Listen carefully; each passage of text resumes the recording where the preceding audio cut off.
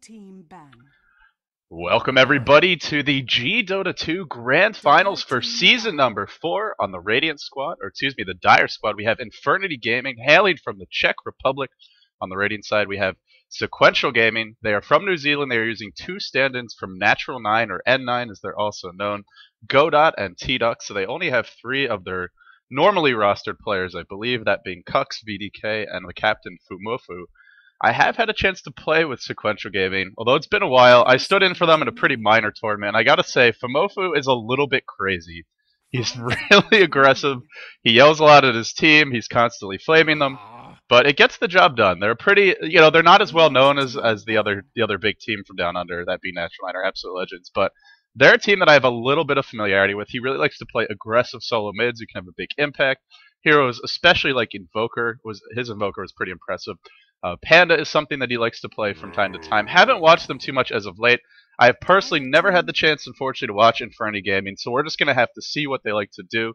So far, very standard opening to the draft. Invoker slips through. Won't be surprised at all if fumoffu looks to pick that up right away, but Rubik will be the first pick from Infernity Gaming. Morphling's in the pool as well, and they do like their Morphling, so that may be coming next. At least they did previously. I think they've had some roster changes since I had a chance to play with them. That was a couple months ago, so things have definitely changed for them. No, they go for Leshrac. I gotta say, some good spells for Rubik to steal off the bat, and the question now becomes, where does Infernity Gaming go from here? Do they want this to be a solo mid Rubik? Is he going to be playing as a support? Sequential Gaming, very, very strong burst damage, a lot of single target burst. They have some push power from the Leshrac. So far, not really a very sturdy team. So if these heroes get caught out, they can be brought down quickly. And the Tidehunter Morphling combo, this is a triumvirate we saw at the International too, time and again. I gotta say, these 3 heroes in combination, I haven't seen the stats on them. I know Tidehunter Morphling together. We did get stats on those from Bruno during the event, and they were winning, oh god, what was it, like 75 or 80% of their games as a duo. And I think if you add Rubik into the mix, the numbers stay about the same there, if not even go up a little bit. Well, obviously they couldn't go up, but Rubik, very, very powerful hero. And this team is going to be very difficult to fight into for Infernity Gaming right now.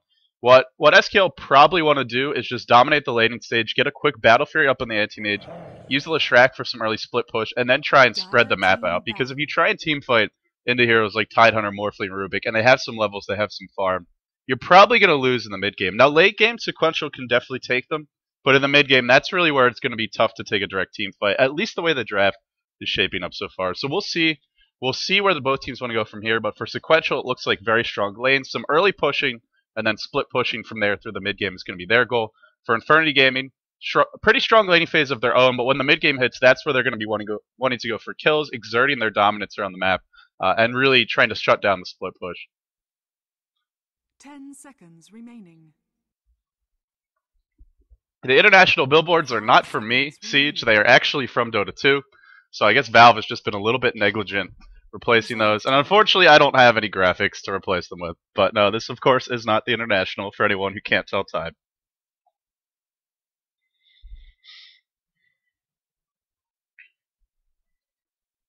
So, Enchantress gets the ban. All the junglers, or all the 2 big early game junglers out of the pool. Enigma is available, and as we look at the Sequential Gaming lineup, it really does seem like they want something that'll give them some laning flexibility. They don't have to go for a jungler, but if they pick up anyone else that's really level dependent, then they're definitely going to need to go for one. And it doesn't really look like they have the makings of either a dual lane and the off lane, or a tri-lane there. And so if they're running a second solo, then they definitely need a jungler of some kind. So I'm thinking maybe something like an Enigma, maybe a Windrunner, and then a Sand. Yeah, it's hard to say. I'm thinking like an Enigma and a Windrunner. Either that, or they could try and run maybe... Yeah, that's pretty much got to be it. They need an offlane and they need a jungler from the looks of things. Then I guess it'll be a Leshrac anti-mage dual lane. Not really the strongest dual lane. 10 sequence remaining. We'll see what they want to go for. These 3 heroes are very strong individually. They don't really have that much synergy in the early laning stage, though, and that's got to be a concern for Sequential Gaming. Everyone in this Infernity lineup really combos well together. They actually ban out Enigma on their own, so they're worried about the team fight of Infernity. They also know that if Infernity want to go for a jungler, they have room for it. Oh boy, here we go. It's the TA and the Morphling. I gotta say, if you're trying to shut down a hero like Anti-Mage, these two together can really do some work on him. Templar Assassin with that high physical burst doesn't really care about Spell Shield, just chews through it. And Morphling with his high auto attack damage coming from that ability to turn a lot of his stats into agility. The right click power of these two together can chew through Anti-Mage, can chew through really this whole lineup for sequential gaming. Very squishy right now. And especially with this TA pick, they don't have anything to counter her. They banned out the Venomancer on the part of Infernity, so sequential can't turn towards that. They don't really have room for a hero like Queen of Pain, who's decent against TA. Invoker's not horrible against her, but TA should win that matchup. At least until later in the mid game when Invoker's got 2 Forge Spirits up, if he goes for the Exhort build. So, you know, it really comes down to the Leshrac at that point. Edict is the one thing that will chew through a fraction, but you don't want to be standing next to TA when you're as squishy as Leshrac, and it's got to be able to support Leshrac from the way these picks are shaping up. So I gotta say, so far, Infernity Gaming's lineup, they go late very well with Morphling, Templar Assassin. These two heroes scale quite well in the late game. Rubik can steal Blink, he can steal a lot of other great abilities. And Tidehunter, yes, he does scale off in the later game if heroes get BKBs when his ultimate is down. But it's looking right now like it's a much more versatile and sort of balanced draft from Infernity Gaming. So we'll see what Sequential want to do to sort of finish things off. The one thing they have going for them is very strong laning stage, and then in the mid game, if they have the levels and the items up, they can go for the split push. They can try and spread the map. Anti-Mage, Windrunner, and Invoker will be pretty strong for that. Sand King. So I'm not sure how they're going to lane this. I guess we could see... Yeah, this is a little odd. Maybe we'll see a tri... I guess we're going to see a tri-lane Anti-Mage with the Sand King Leshrac. And Sand King Leshrac both playing that hard support role for this team. I gotta say, the win rate when these two play both supports together, from my anecdotal experience, is pretty low. And the reason for that is they both need a lot of levels, they both need a lot of farm.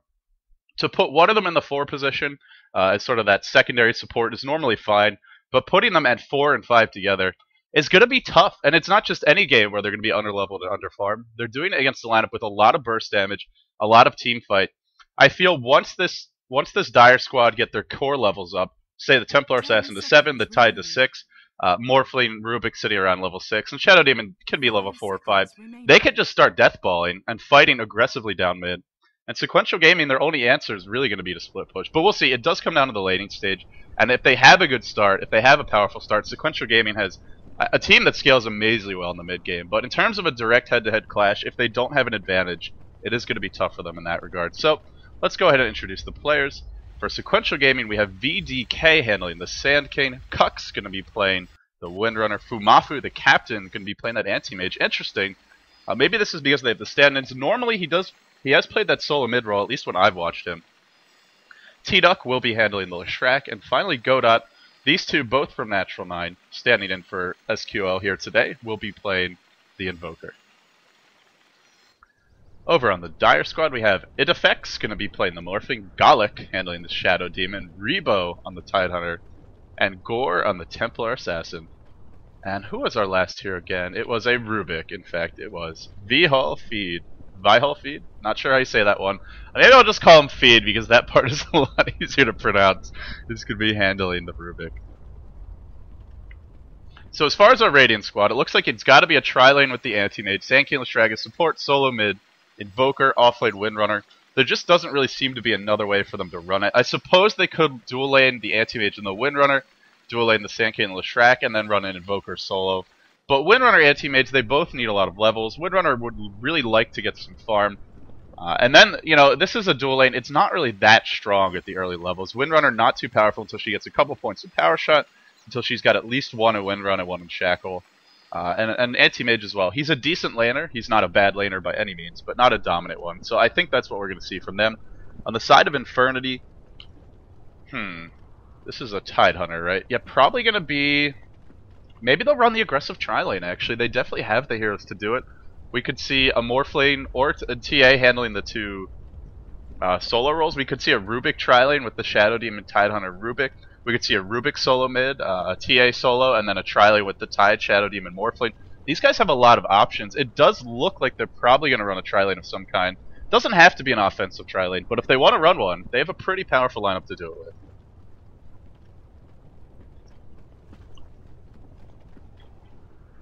The stream is not lagging on my end, so if anybody's having lag issues, go ahead, try changing your quality settings, which let me double check. They should be available.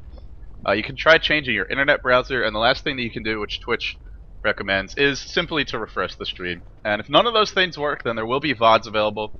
I do apologize for any lag issues, but it's not on my end. I'm not dropping any frames at all. So, well, they got me excited for this game.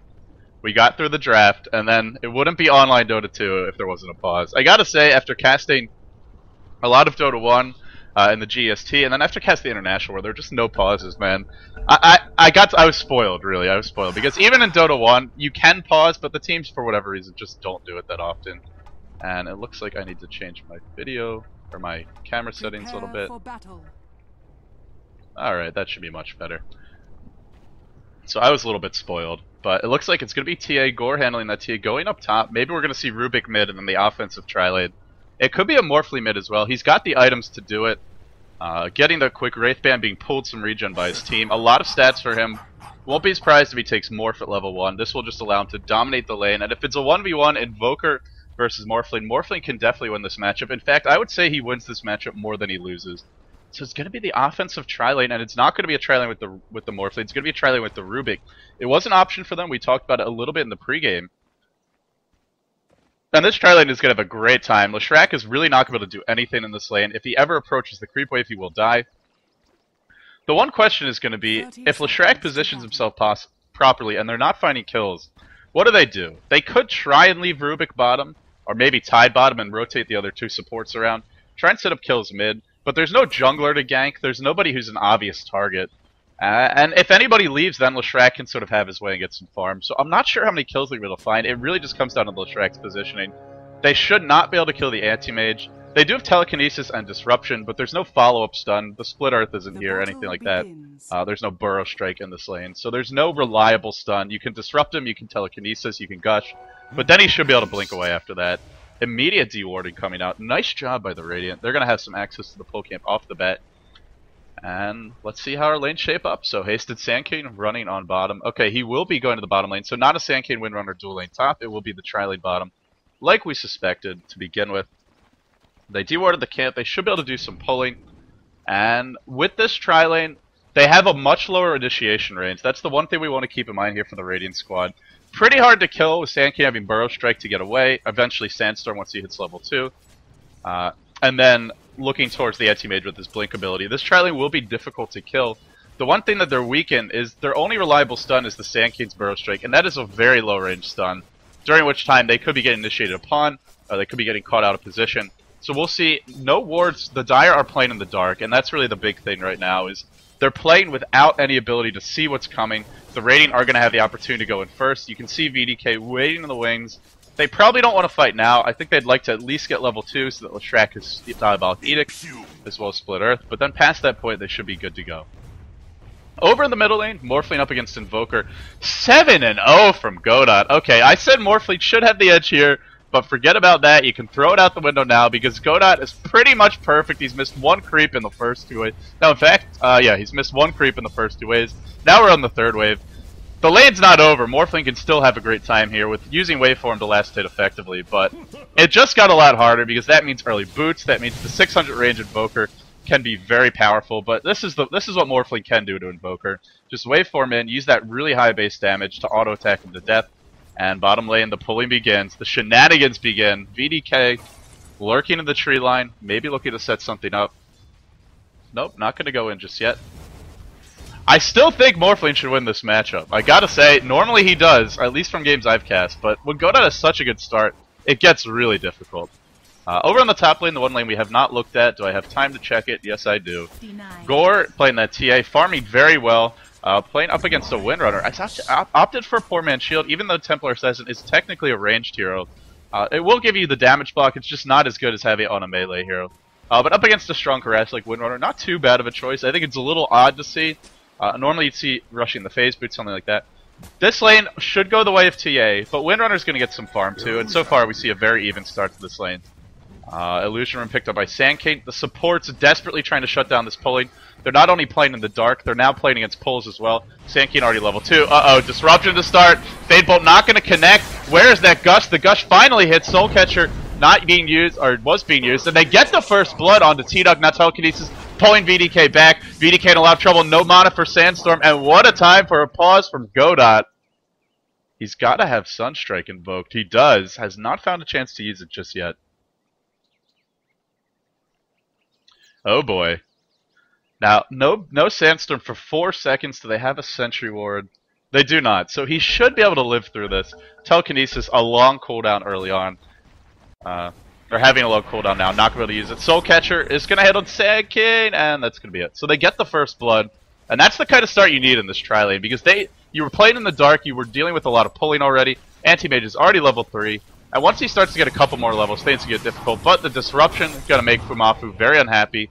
So far, it's hard to say what build he's going for, but now we do see it. It will be the Burning build from him, or it looks to be anyway, taking a single point each of his abilities, then going for mass stats. Even taking a single point in Mana Burn can sometimes be very, it makes your laning stage very difficult up against Shadow Demon. But only 1 point, and then if you get stats, not too big of a deal. Leveling it up is really where you get into trouble. Another pause, another quick unpause. And fumoffu, just chilling. He's getting some farm. 10 and 5. You know, they're running a defensive tri-lanes, and they did give up a first blood, but they are still able to pull. They already have level 2 up on the Sand King. Leshrac about to hit level 2.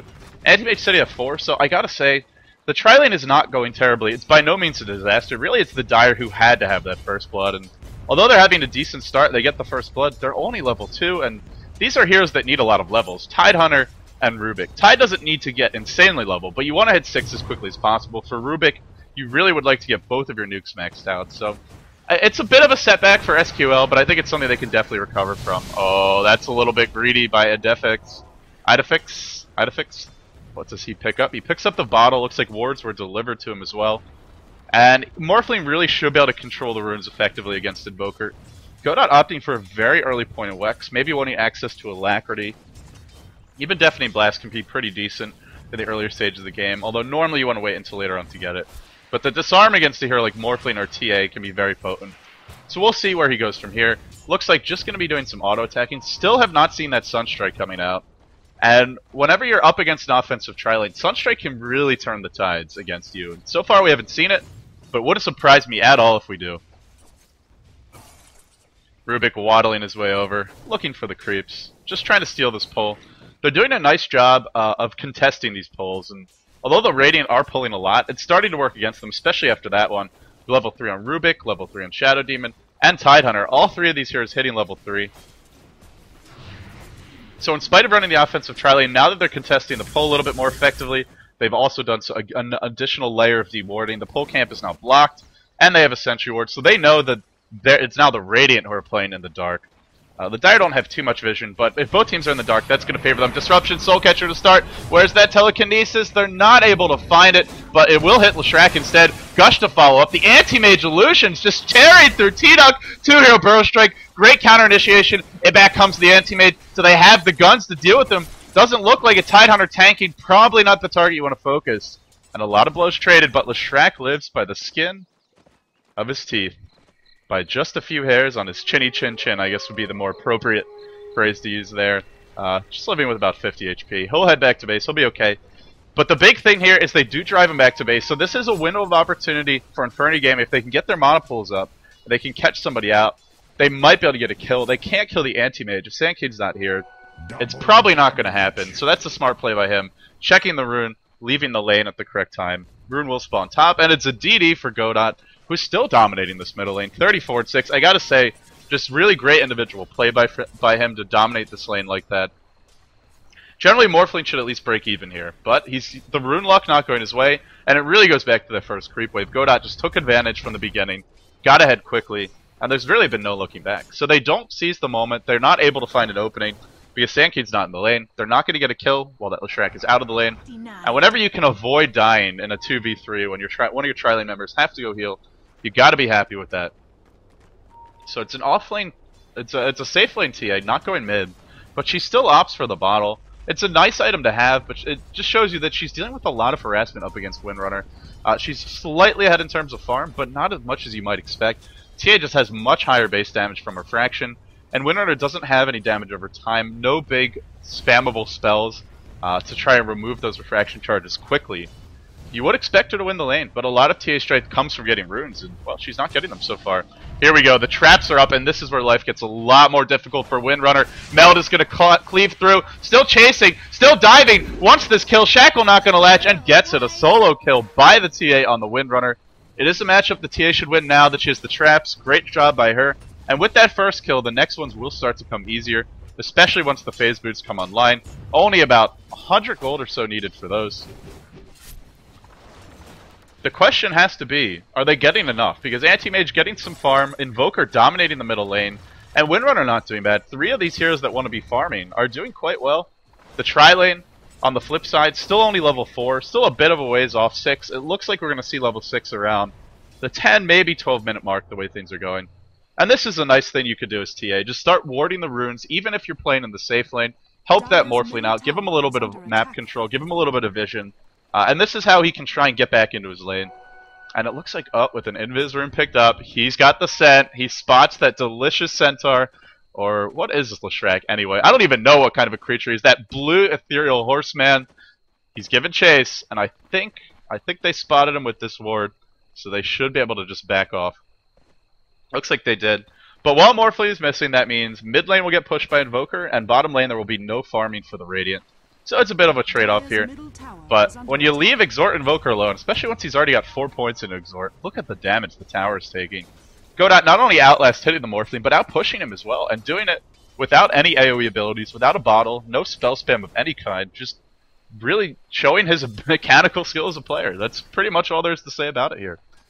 And Morphling will be forced back to mid. Look at the cold snap damage! Morphling can't fight this, he's got a back, and in fact he will. The Sunstrike still available. I really would have liked to see, and I still would like to see Infernity Gaming maybe look for a smoke gank, disruption, soul catcher onto Anti-Mage, and he just blinks away. Again, this is where you'd love to have something like Burrow Strike Split Earth, a reliable stun, even a Fissure to try and set things up while that Anti-Mage is in disruption. Because as soon as he comes out, otherwise he just blinks away. And Telekinesis, it's not a ground targeted ability, you do have to target the hero. So it makes it very difficult to actually set up those kills. Here comes the smoke gank top. VDK and T-Duck looking for a kill, and TA will die very quickly. Do they have Sentry Wards? They have Dust. He's dead. I just don't see Gore living through this. A fantastic bait. He might get the kill, though. He will, but he should pay for it with this like Burrow Strike and Sunstrike as well. Split Earth to follow. And it's a shame the Windrunner had to die, but they do get the TA, and I gotta say overall, probably worth it. They invest the smoke, they invest the dust, and they do roam all the way top, so... Actually, you know, the more I think about it, maybe it's not worth it, because they do have to spend a lot of other resources to get that kill, but they kill TA, and that is a hero you do not want to give a lot of momentum to, it's a hero you don't want to have a good start, so... Can't say it's a bad decision, but if Windrunner lives there, I think they'd be a lot happier. Middle lane, Morphling just continuously shut down. I gotta say, you know, I would have liked to see this Dire squad maybe go for a smoke gank earlier. Just leave someone like Tidehunter bottom, and or even the Rubik, and they're gonna go for the combo again. Good luck getting it though. As long as fumoffu mashes that blink button, he's just gonna walk on out of there.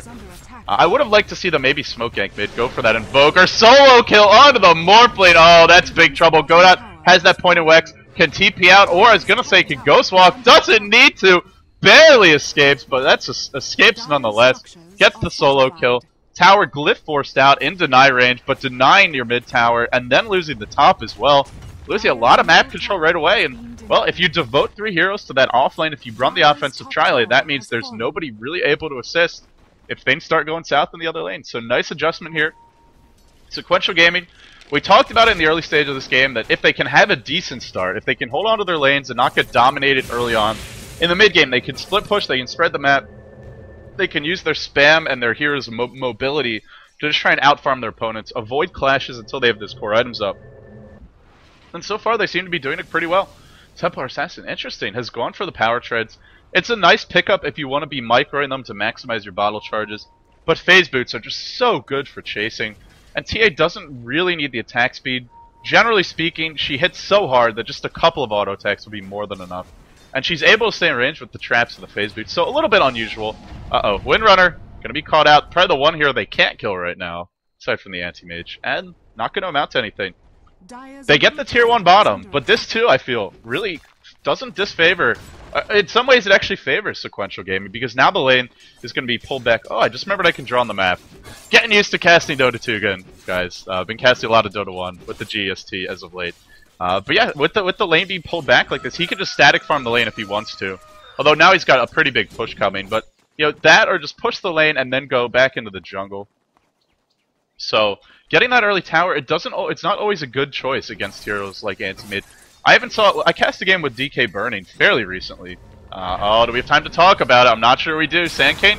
Oh, this could be trouble. Thrown up in the air by Rubik, gushed in as well, goes into Sandstorm. No Ravage, but the Anchor Smash will chop him up and spit him out. He goes down. What was stolen? I believe that was Sunstrike. No, it's Cold Snap, actually. This one will be very nice for pushing the tower and diving a little bit. They can't really fight, but what they can do is split push top as well as middle. Or as well as bottom, which Anti-Mage and Windrunner are trying their best to do right now, but the Death Ball is starting to group up. Just need one level, probably just one creep for this tie to hit level 6. Then they've got Ravage, and with Ravage up, fighting against this team will be extremely difficult. Oh, Godot's trapped! Godot is trapped, and he will TP out because of it. Oh, he probably could have just walked away with that Split Earth coming through to clear off the tree line. But nice play by the Shadow Demon there, and a little bit of a healthy dose of luck as well. Dire's bottom tower is under attack. Yeah, Godot normally seen playing that support role for sqL, or for N9, but showing that he definitely has what it takes to play a carry as well. This should be a kill on Rubik. Rubik, no wand, no arcane boots. He should be dead. Fumoffu still giving chase. One more blink over the top. He'll get the kill, but there is a Ravage online. If anyone else shows up, he will go down, but it looks like there's nobody else in range. So it's going to be a long chase for him, but I think he'll get away. He's even chasing the courier. Oh, he just wants to TP. Yeah, this is not going to be as close as I thought it would be. He'll get away just fine. Morphling is not having a good time. Fumafu's busy. Oh god, that's a Sunstrike. That's going to miss. Barely at that. The Shackle just not quite in the right position, but here comes Sandcake. Burrow Strike online. There's no mana. There's no mana. Oh, he's going to TP out. Will he get away? He will. Disruption. And no backup. Soul Catcher. Again! Godot gets trapped, but this time he's got a 4-step. Now he'll be okay. Looking for Ravage. Not gonna find it. Wanted to Ravage both of them, but he still got it online. They still have not found an opening for this Ravage. And it just got harder. You already have to worry about Burrow Strike, Invoker, as well as Anti-Mage's Blink. Now you're looking at... and Windrun. So 3 abilities off the bat. Now you're looking at 4-staff too. 4 ways for them to try and run away from this Tide's Ravage. And without a Blink Dagger early... Well, there's your setup. There's your setup. Gore gets the Blink Dagger, so... Sure, it's not a stun, but with the traps, with the TA blinking and doing big damage, they're gonna... You know, they're probably gonna clump up trying to kill her off, and that's where Tidehunter strikes. So, maybe he doesn't need a blink. Maybe he can just bait the TA. That should work out pretty well for them. So far, pretty even game back and forth. 5-3 so far. Very even in terms of gold, very even in terms of experience. And I gotta say, overall, I think that favors sequential gaming, but it depends on the next 10 to 15 minutes. Can Infernity Gaming use their superior team fight, their superior ability to group up, and just burst down enemy heroes? Remember, sequential is very squishy. They are spreading the map, they're doing the correct thing here. The 2 supports, T-Duck as well as VDK, are very underfarmed. And this right here, this could be big trouble. Disruption, Gush. No disruption, just the Soul Catcher. Ravage is going to connect on 2. Anchor Smash as well. T-Duck taking a lot of damage, but giving back more. Edict is going to burn him down. I believe he's dead. He will take a fall. Now Cuz, the next in line, the Deafening Blast, Sunstrike, and Meteor combo. Not enough. Godot was forced to run away, so the Ravage only connects on 2, but it's enough. Meanwhile, the split push comes in. Fumoffu doing his best to get this Battle Fury up. And it's hard to say if he gets the Battle Fury up soon, he's really going to amp up his ability to stall this game. They get 2 with the Ravage, it's just hard to say if it's quite enough. There's your Battle Fury for Fumoffu. So he's in a defensive tri-lane. He's up against a very powerful offensive one. He's being harassed a lot. There's a Shadow Demon in that tri-lane. And he still gets the Battle Fury at about 17 minutes in. I gotta say, really nice farming by Fumoffu. Considering his laning assignment, considering the matchup he had. And this is what happens if you push down that early tier 1 and then you relieve pressure on the bottom lane, which they had to do. Infernity Gaming could not just sit there and tri-lane because they were losing mid. Top was struggling to the roaming of the Sandkin and Leshrac. They had to make an adjustment. They had to leave that lane, and they had to start fighting. But when they do that, that frees up the anti-mage to farm.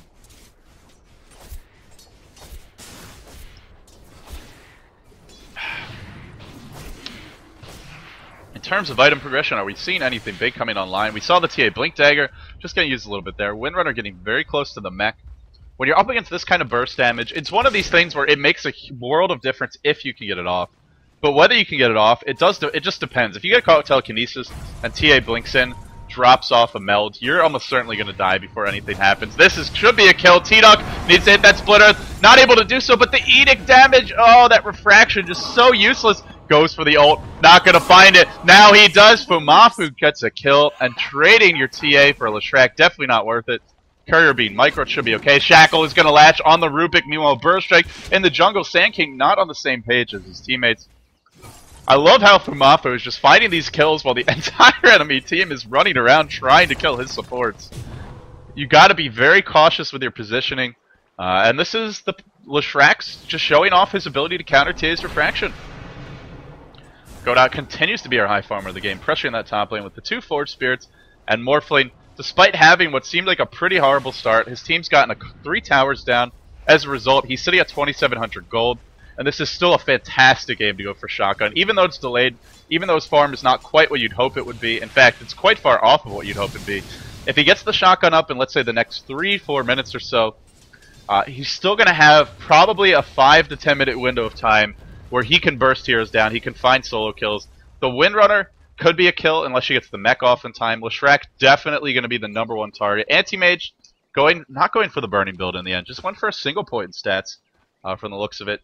8, 9, 10, 11, no, 2 points in stats from the looks of it. And now he's actually going back for his ability. So this will help him if he's able to find small engagements, but if he runs into Shadow Demon in a team fight and he gets disrupted, that's going to be the death of him. Or at least he's going to be running and not doing anything. They want Godot. They really want to go here, and this is a beautiful bait. This could be a kill. This could be a kill. That something gets stolen. Where's the disable? It's not there. They have sentry wards. Godot is slow. They need to drop one. They're getting juked. Godot is breaking some ankles today, and he's going to TP out. Oh, man. They didn't even go for the sentry ward. Not sure why. Normally, it's at least worth taking a chance there. And this team, as well as they can fight as a group, they're not really choosing to do so. TA is ganking off at one area of the map, the support's pressuring another, and Morphling farming another. So they're kind of spreading out, and he's not going for the shotgun. He's going for the Manta style. It looks like he's already got the Yasha picked up.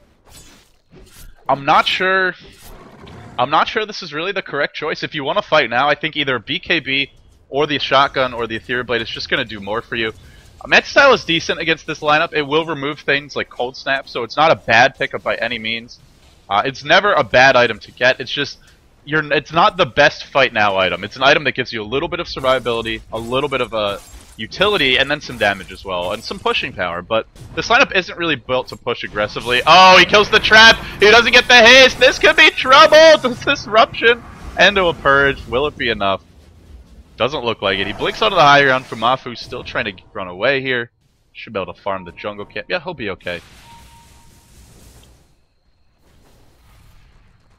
For the moment, it looks like Infernity Gaming is content to farm. This definitely plays into what Sequential Gaming wants to do with the Battle Fury. Oh no. That's a treat for Fumoffu. He's gonna chase the Courier. He needed 2 swipes, only gets 1. This Courier has been living a charmed life, I gotta say. Constantly running into the Battle Fury anti-mage. Now Fumoffu blinks into the trees, tries to Quelling Blade out, not gonna be able to do so. He's got his treads picked up. Oh, this could be bad. They're so close. If they can just get a single stun on him. No, he's gonna get away. That is so annoying. And Godot, meanwhile, going for that early sight device rush. He's already got the ultimate orb picked up. Sequential Gaming, a lot of time being spent here by Infernity trying to chase down the anti-mage and not succeeding so far. One thing they could do is what it looks like they're going to right now is go into the Roshan pit. They have the minus armor from Gush, they have the minus armor from Meld, they have the high physical damage from TA. This should not take too long, but while this is happening, a massive wave of creeps comes up top, and it looks like, oh, they may be wise. There's the Sunstrike. Tidehunter is going to die to Rosh. No, he's going to live with 86 HP. Salves up, power shot, not going to hit. But Roshan is only at half health. They will be forced back. Replicant is in there, and the Roshan wailing away on Morphling. He gets shackled to his own Replicant, trapped, held in place, and meanwhile, Sandcane pushed by the Adaptive Strike into the tree line, not where he wants to be.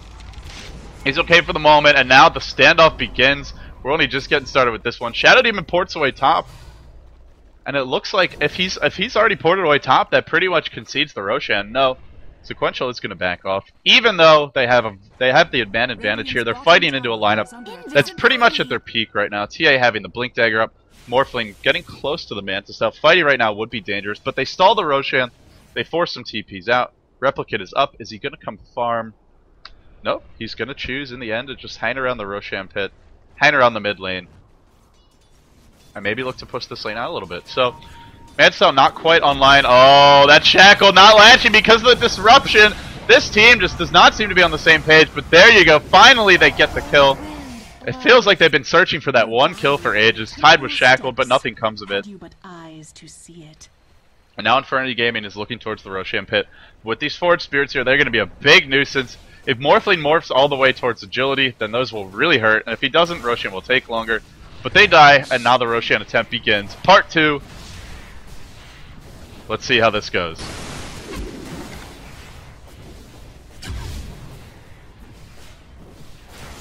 Dire's bottom tower is under attack. And it looks like they're just not going to contest this one. So Anti-Mage, he's got something on the courier. What's coming? It's an ultimate orb, working towards the Yasha probably. That should be the Mantis style coming up pretty soon. It's definitely not the fastest Battle Fury Anti-Mage farm we'll ever see, but he's still leading the way in terms of farm, and Invoker not far behind. When this sequential gaming lineup gets to the mid game, let's say when it gets to the 30-minute mark, Invoker is definitely going to have a Scythe of Vice by then. Windrunner will have her Force Staff up. Anti-Mage is going to have a Battle Fury Man style, and maybe his next piece of an item, something like a Vitality Booster, or if he farms really well, even a Reaver. Oh, he wants the solo kill on Morphling. Morphling's got to micro this Replicant properly. He does do so. And now Fumoffu's got to run. Oh, the Shackle comes in. Fumoffu has finally overextended. Fumoffu will be avenged, or his, excuse me, Infernity Gaming will finally get their revenge on Fumoffu, who's just been an absolute pest in this area of the map all game long, killing off the courier, pushing the lanes in. Finally, he overextends. He is picked off, and it's a big time to kill him. He did buy the Blade of Alacrity, but whenever an Anti-Mage has his Battle Fury, and he's starting to get towards those next big items, killing him off now means not just that he loses some gold, but it also means he's dead for an extended period of time. This lineup, they had the Aegis on TA. She was the choice to give it to them. And with an Aegis on TA, with Ravage online, with all of their basic abilities available, Shackle Shot level 4 on Rubik, they can definitely fight. They were already the better team to fight in the early to mid game, but especially now, if they find openings, if they find pickoffs, these will be kills. Leading into towers. If they find pickoffs, these will be kills. Man, you can tell I need my coffee, guys. Oh boy. Smoked up in the jungle. Not able to find anything just yet. I gotta say, Sequential Gaming has been playing in the dark at many points this game, and they've shown really nice map awareness. Very rarely getting picked off, but as I say that, I jinxed it, guys! I jinxed it, and T-Duck will fall. Now Cux is in trouble. Trap will connect. One more trap into a gush. They really could dive this one, but they don't realize it. They don't know there's only one hero there. They will back off in the end. I'm not rooting for Infernity Gaming, because I know a lot of people will be like, LD, you know, as soon as you say something, the opposite is going to happen. That's just how it goes for me. But no, I'm not rooting against them. It's just one of those things, guys. Just one of those things. Still, Sequential, they lose off the Anti-Mage, but he's back online now. He's going to be pressuring the top lane, looking to split push as well as possible. And the tower should be falling fairly soon. Tier 2 about to go down bottom. They will be able to defend top, but they will be forced back. And to me, that's the takeaway. It's not really that they get the Tier 2, it's that they have to back now. They can't threaten high ground. And a lineup that has all these... Morphling! Morphling! That is not where you want to be. This is a tragic game for Morphling. 2-2-1. Goes solo mid. Basically has no involvement in kills. Has minimal farm compared to the Anti-Mage, the Invoker. He definitely... Normally Morphling should be out-farming a hero like Invoker. Especially by this time in the mid game. Although Invoker has some great last hit damage, he doesn't have the same ability to just spam down the waves with an ability like Morph. Sure, he's got Meteor, but it's got a very long cooldown. And nonetheless, Morphling just struggling this game. And I'm not sure if Morphling can get the job done if he's struggling this mightily, especially if TA goes down here. 4,000 gold picked up. He's got to be dead. Blink into the Anti-Mage. There's your Scythe device from Godot. Kill number 1. Can they get the second? Nobody's in position. This is going to be an Aegis down, and the Deafening Blast chops through. Immediately, it's disintegrated there by the Anti-Mage. And that really was too easy. Sequential Gaming smokes up, and this time the smoke egg does pay off. We saw when Infernity went for it over on the bottom side of the jungle, not nearly as effective. TA goes down, Aegis is lost, and what is the trade-off for this team? Nothing. In fact, it might be another hero dead. Anti-Mage Yasha picked up. Or no, match style picked up. Yasha recipe soon to follow, only about 400 gold out. And they take this opportunity, and I gotta say this is something that you should always expect to see from a good team. When you take down an inner tower, like a tier 2 in the top lane for the Dire, or a tier 2 in the bottom lane for the Radiant, that's where you want to immediately see this hill getting warded and dewarded off the bat. So nice job by them. This map control, when you have the split push, when you have the solo farm over here like Anti-Mage, becomes incredibly valuable because now he can farm the enemy jungle, and you can put your Windrunner, you can put your supports, the Leshrac, the Sand Cane, even the Invoker, the other semi-carry, they can farm the other side of the map, which is generally going to be the safer area. It's going to be farther from Infernity's base, more difficult to contest. So putting these wards up, it means Anti-Mage can take the dangerous farm and leave the safer farm to his team. Invisibility. There was a recent, what was it? It was... Oh yes, it was an interview with Lamb about eHome's Lamb about his carry tiny play and that amazing game in the international where it had 800 CS, and I found it very interesting. He talked about how a good carry player doesn't just farm, doesn't just get a lot of items up, but a good carry player takes the difficult farm. He takes the hardest position once he has his decent start, and then he gives his teammates the safer farm. So that's what we're seeing right now. The dangerous farm is what fumoffu is doing, farming the enemy jungle, where he's more likely to be ganked, where he's close to the enemy base, but he's doing it and he's not afraid to do it because he's an anti-mage with a Battle Fury, with a man style. Rubik gets caught out. Oh no, this is not where he wants to be, and he will pay for that one. Heavily, I might add. Multiple 4 stabs picked up. And that pick off on Rubik, especially with this top wave pushing in, they can look to split push. Anti-Mage pressuring top. They need 2 heroes to deal with him, and while there's 2 dealing with him, the other heroes, the other 4 can be pressuring the mid lane, or he'll just force some TPs back. Doesn't cost him a cent out of his pockets. fumoffu really doesn't care. And you can see the wards paying off. Again, they know that hill's warded. They want to get these wards off the map, so they have a little bit of control so that Anti-Mage is a little bit more afraid. Yeah. Your guess is as good as mine as to what Rubik was doing there, but he got caught out and he paid for it. It happens, man. Sometimes these pros, as good as they are, they just get caught out of position.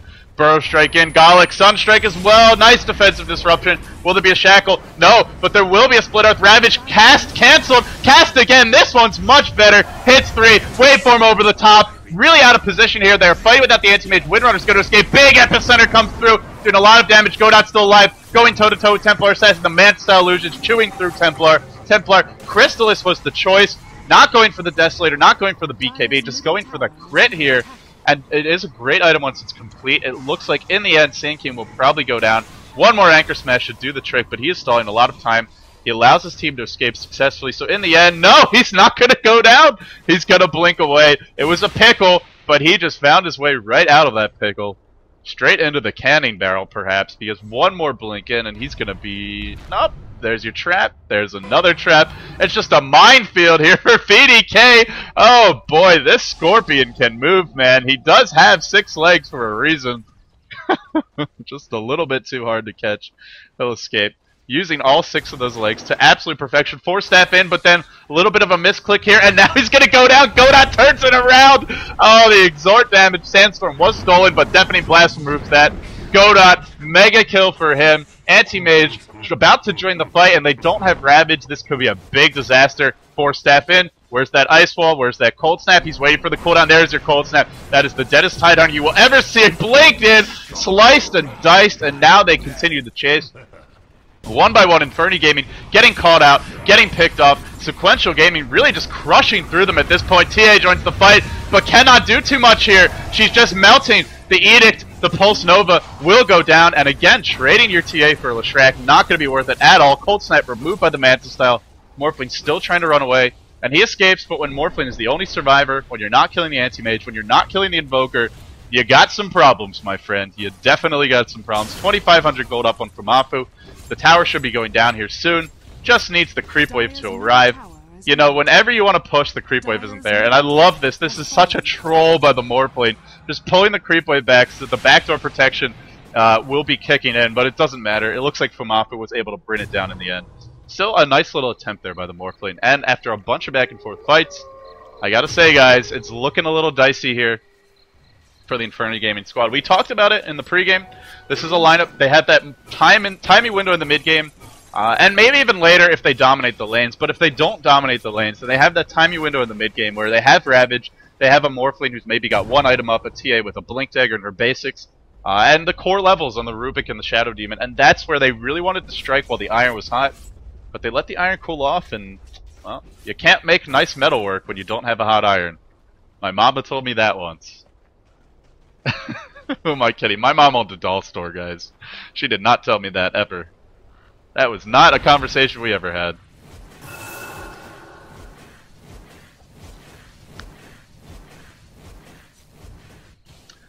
And Morphling farming his own jungle.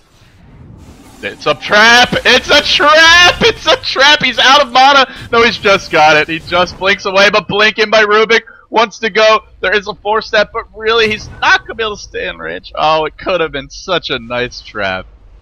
Only catch the one bear paw, though. And he'll be mad, but he'll limp away. You gotta cut out 2 of those legs, guys, if you want to bring him down. I don't know why Anti-Mage is a bear, but he is. Just roll with me here. So I should do the things that good casters normally do, like show you the item progression. Blink Dagger has been up on the Sand King for quite a while.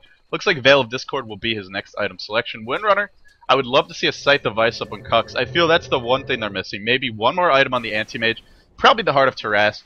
Maybe the Butterfly, because you're up against a Morphling and a TA, so it wouldn't be a bad choice either way to go. At the same time, there is a lot of magical damage. Butterfly, great for the evasion. And as well as the additional attack speed to chew through the refraction charges to slice up the Morphling. But also, the Heart would be very nice against the magical damage. At this point, though, he's pretty tanky, so he could really go either way. And they need the Scythe device and the Windrunner. To me, that's the only 2 things they're missing. They don't need it to win the game, but if they get it, it should pretty much be in the bag for them. Infernity Gaming, on the flip side, they have to find an opening here. They have to find an opportunity to catch out a big hero. It's not enough at this point to kill the Sand King.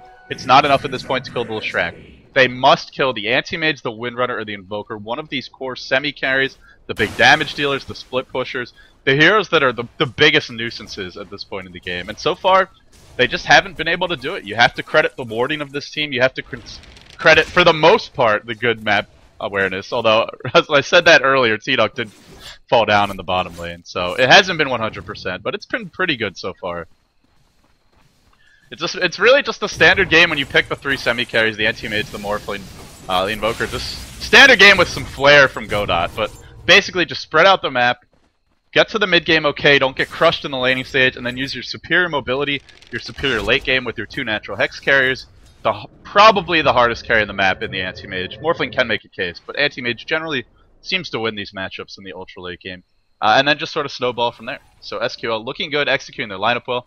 They haven't won this game yet. Roshan is up. This has to be an objective for both teams. They're not out of the woods just yet, but they definitely have a commanding lead. As long as they don't make too many mistakes, they should be okay.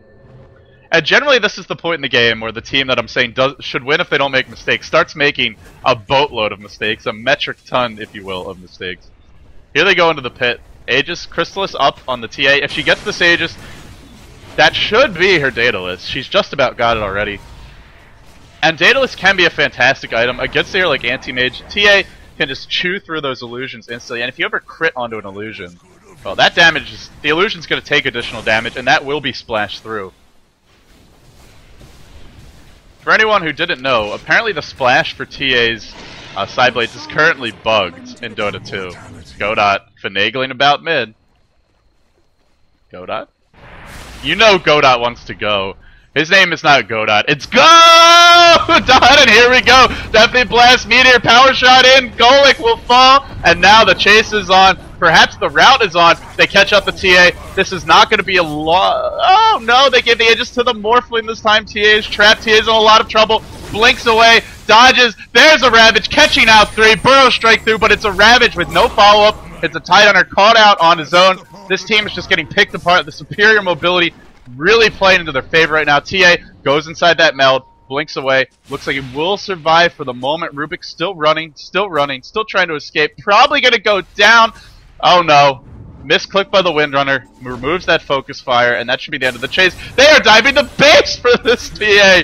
They will get the kill in the end. Morphling escapes. He's got the Eagle Horn. He's almost got his Butterfly. But I just don't think it's enough at this point, guys. I really don't. To me, I think you gotta give the TA the Aegis there. Although I don't know if it matters, but to me, she's the much easier one to kill off. At this point, Refraction does absolutely nothing for you. And she's also probably a bigger damage dealer than the Morphling, because Morphling just seems to generally be running in these fights. TA's at least trying to stand toe-to-toe. And, well, Anti-Mage gets disrupted. They don't quite lose Rax yet, but the siege is continuing. Blink in, there is no Ravage, so Tide charges in, but it's mostly just a trap epicenter from BDK, catching out 3. A beautiful Epi, does not have the Veil Up, doesn't seem to need it. Morphling waves in, doing the right clicks. Anti-Mage is low, Anti-Mage comes back in. This looks to be a big mistake. Sunstrike is gonna hit, Aegis removed, Shadow Demon drops, TA wants to fight. Dodging in, dodging out, just unable to commit, unable to make up her mind. And Godot still has not died this game, but here comes the big bad Morphling. Ghost Walk, I should say, up from the Invoker. Blink away from Fumoffu. They did get the melee racks, as good as that looked, and the Aegis was used up. So overall, it will be a win for sequential gaming. But still, pretty exciting fight, I gotta say. Scores 18-16, 38 minutes in. Gold-wise, we're looking at about a 12k lead for the Radiant. Experience-wise, another big lead for them. BKB and 3.5. Godot, you are just disgustingly rich, and I am sorry, I forgot to bring up net worth this game.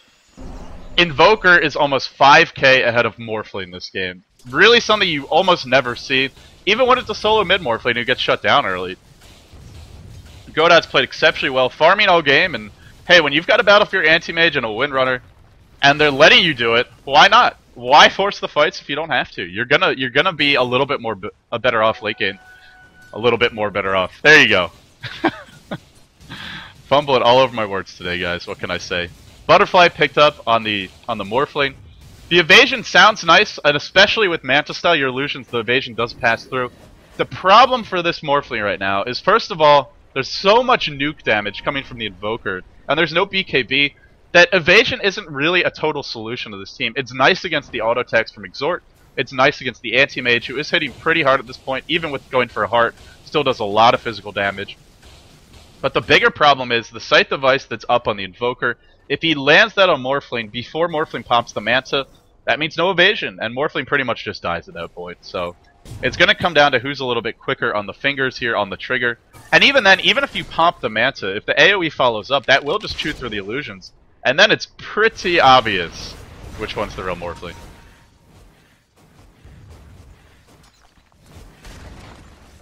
Oh no, this could be bad. Nice little body block there from V-Hill Feed. No, not gonna go in. It was a good effort though. Power shot is stolen. Dire's top tower is under attack.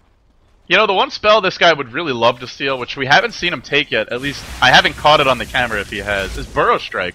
Power shot's nice, Shackle shot is nice, but having Burrow Strike on a hero like Rubik to set up Tidehunter, to lock heroes in place for your Morphling, is just outrageously powerful. And you know, I would argue it's the best non-ultimate spell in the game to steal, honestly, because not only is it an AoE stun like Fissure, but it's very spammable, it's got a very low cooldown, and it's a semi-escape as well.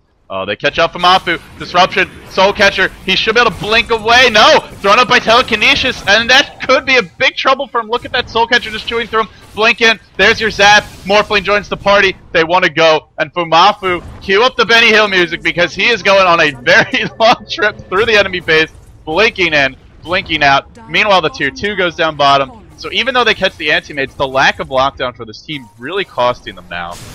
Speaking of lockdown, this is a team that does not lack for it on sequential side. 4.5k up on the Anti-Mage. Sandkid is the Veil of Discord. This could be big. Do they have a pipe? They do on the Tidehunters. And you'd certainly hope so at 40 minutes in.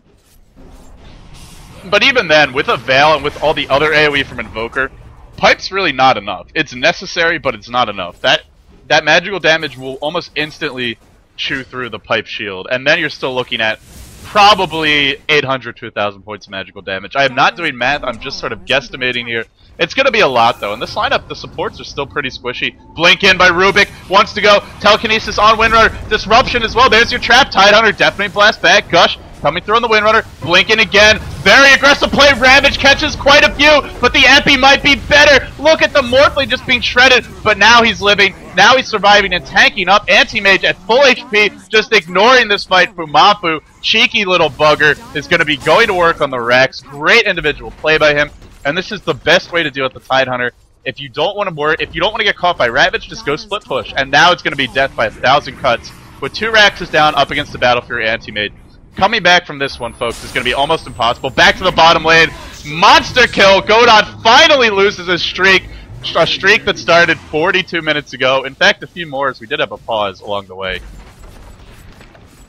Oh boy. When you're only ending the Invoker's kill streak at this point in the game, you got some... It's been a hard game. I think that's fair to say.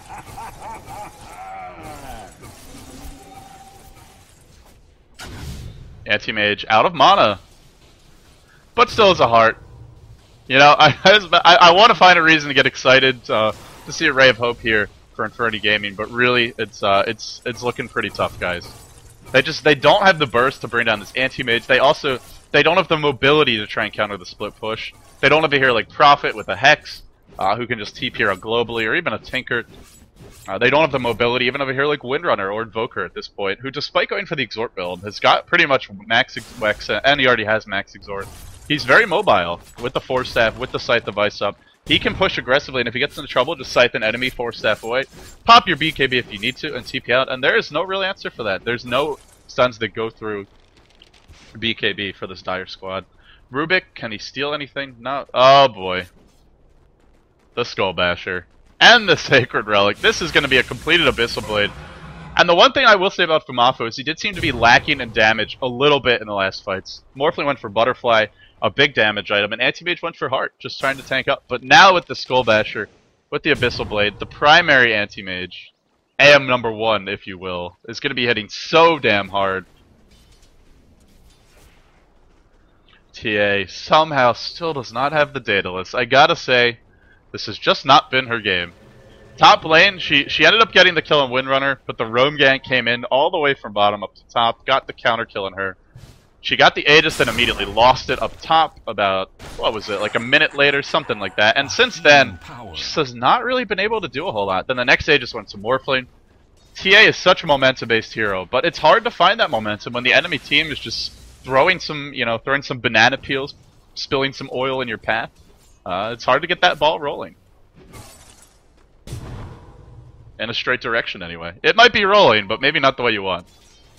Gotta keep my analogies in check here. Alright, this is what they need. This is what they're going for. Smoke gank towards the bottom lane. 5 heroes grouped up, I should say. But they're gonna run into a party of 4, and this might be a bad decision. They go on a VDK. VDK goes inside the Sandstorm. Do they have detection? Gush, he will fall instantly, but here comes fumoffu in the middle lane. This is really not going to accomplish as much as they'd like. Losing a range wreck in exchange for a Sand King kill. The Radiant are perfectly fine with that. Cheeky anti-mage play. Abyssal Blade picked up 2,200 gold. And the thing he could do now is just go for Boots of Travel. And if he didn't already have enough split push, then he certainly will. And on top of it, he can even Boots of Travel into the team fight if he needs to do so. And if he times it correctly and gets into that fight, that's probably going to be a wand fight. Roshan is about to respawn. If they can somehow get a Roshan here, get an Aegis and a Cheese, they have a shot. Morphling has the BKB up. With the BKB online, there's only the Abyssal Blade to really disable him in team fights. But even then, AM's going to be hitting just about as hard, if not harder. And he's not relying on the BKB. It is a 10-second BKB. It is a long duration. But once that BKB is down, Morphling is pretty much dead if he hasn't already gotten several kills.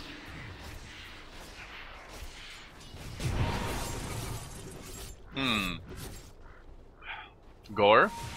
Okay, he's gonna blink away. I was about to politely remind him that I don't think he can win that fight, but he seems to realize it too. Hastered on the bottom lane, and Roshan respawns. And both teams are so farmed at this point that Roshan will drop almost instantly. The other thing I did not mention is that if Alacrity goes on the anti-mage, like we see right now, that is...